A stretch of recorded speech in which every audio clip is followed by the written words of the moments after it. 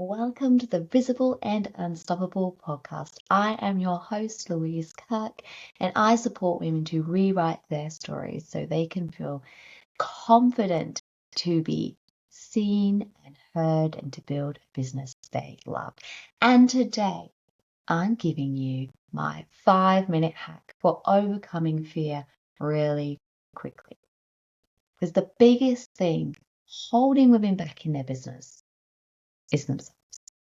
And your ability to take action in your business will determine how successful you are. But not just any action. Actions that actually bring you clients.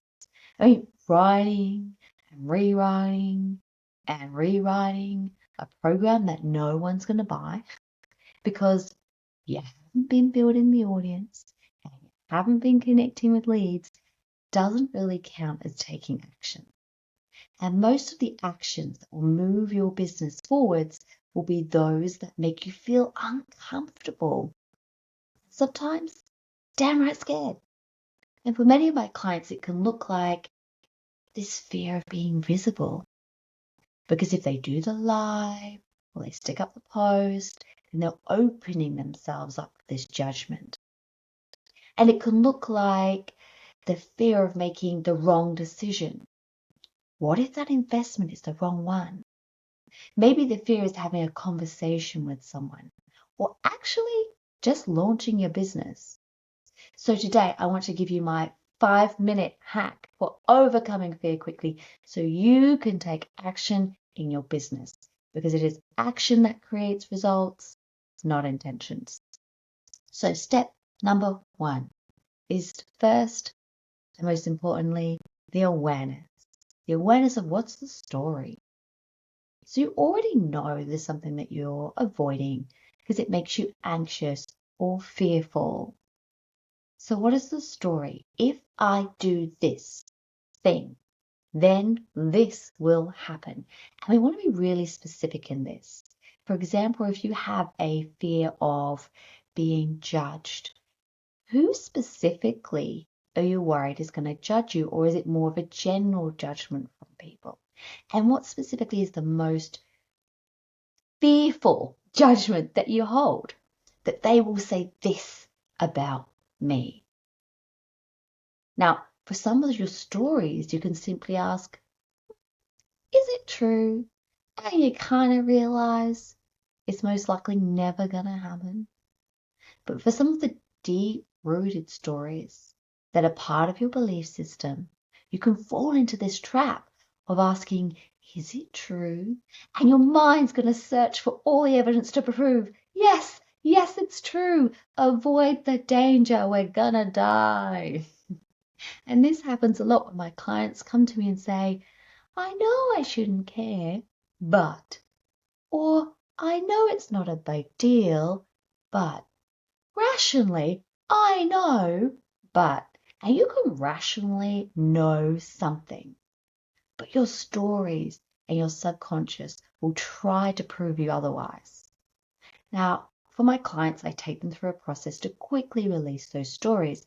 But for those of you who do not have me in your back pocket, this is the next best thing. So, step 2, because first you've uncovered your story and you've been really specific. If I do this thing, I'm afraid this thing's going to happen. Now, instead of trying to convince yourself it's just never going to happen, what if you just played it out? What would happen if this did come true? What would be the real impact of that? And what options do I have to either prevent it or to manage it should it occur? And just not doing the thing and avoiding it is not the option. So what does this look like? So if you had this fear of being really visible, maybe you thought about growing your social media with YouTube or podcasts or lives, and the fear is that people are going to judge you. Again, we're going to get specific. What kind of people, if there's someone specifically, and what are they going to say? And often the thing we fear the most that they're going to say is because we already hold it true in ourselves. If we are worried they're going to call us out as an imposter, it's because we've already believed that we're an imposter. If we are worried that they are going to call us out for not being very attractive, it's because we already held doubts about ourselves that we don't feel very attractive. So, what if that did happen? Maybe it would look like someone commenting something about me, right? So what would happen? Well, most likely, if they commented this thing that I really, really didn't want them to say, I'd probably feel hurt. I probably most likely would still get that in my gut where I'm like, oh my God, someone just pointed to this pain point because I already feel this way about myself and someone just pointed it out. But would it impact my relationships? No, not really. Is it going to impact my family? Is it going to actually impact my ability to serve others and my clients? No. Is it going to impact my health? No, not really. So what options do I actually have?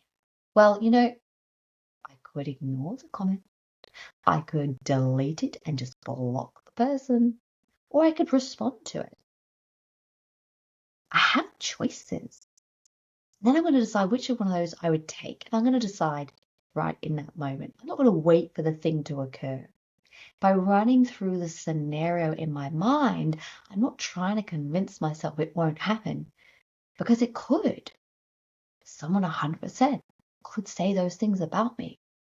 By preparing myself for the possibility and how I'm going to choose to respond, I'm programming my mind to see, firstly, I'm going to survive. And if it does happen, I'm not going to be in this panic of I don't know what to do, because I've already decided in that moment what I'm going to do. I've already decided my response. One of another common fears my clients hold is usually around reaching out to potential leads or something around sales. And I had this client who had a list of potential leads in her drawer for over 3 months before working together. And every time she thought about calling them, she would find something else to do. Do you miraculously find other things to do to distract you from the one thing you know you should be doing? That one thing you know you're avoiding? But you justify it because you're still being busy in your business? So we uncovered that her story was that she was afraid of being perceived as bothersome. And once we released that story, she was able to pick up the phone immediately and start calling her list. And sure, some people said no, but she felt nothing about it. She no longer feared that rejection. She no longer feared people thinking she was bothersome. So if you have an aversion to sales or reaching out to leads, step 1, you get super specific. What is the thing specifically I'm trying to avoid doing, and why is that?